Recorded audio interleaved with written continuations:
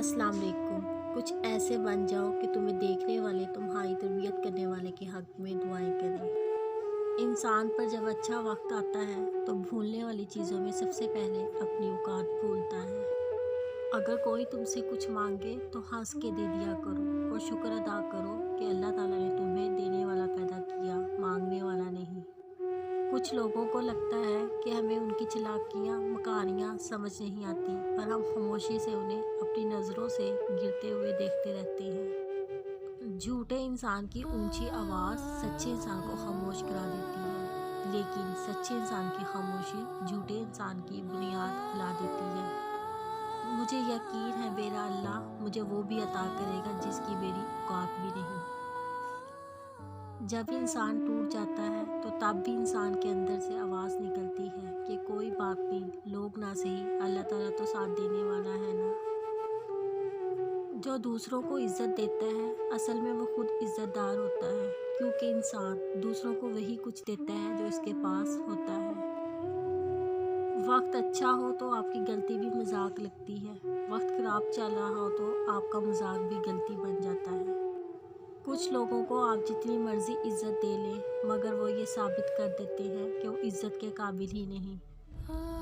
हसद करने वाले के लिए यही सज़ा काफ़ी है कि जब तुम खुश होते हो तो वो उदास हो जाता है। ज़िंदगी की ठोकरें भी बहुत निराली हैं, जब भी लगती हैं कुछ ना कुछ सिखा कर जाती। उनकी कदर करो जो बिना मतलब के तुम्हें सारी खुशियाँ देते हैं। अगर तुम इस वक्त मुस्कुरा सकते हो जब तुम पूरी तरह टूट चुके हो तो यकीन जानो कि दुनिया में तुम्हें कभी कोई तोड़ नहीं सकता। जानवर में ख्वाहिश और फरिश्ते में अकल होती है, मगर इंसान में दोनों होती है। अगर वो अकल दबा ले तो जानवर, अगर ख्वाहिश को दबा ले तो फरिश्ता। शुक्र अदा करने की वजह नहीं ढूंढनी चाहिए बल्कि आदत डालनी चाहिए, क्योंकि शुक्रगुजार लोगों से अल्लाह बड़ी मोहब्बत करता है। थोड़ी सी थकावट पर नमाज न छोड़ ए मोमिन, इनसे कुछ सीख जिन्होंने जिस्म में खंजर होते हुए भी आखिरी सजदा न छोड़ा। मैंने कहा मुर्शिद आप दुआ करें अल्लाह मुझे हदायत दे। वो बोले बस कर दे, और कितनी हदायत चाहिए तुझे।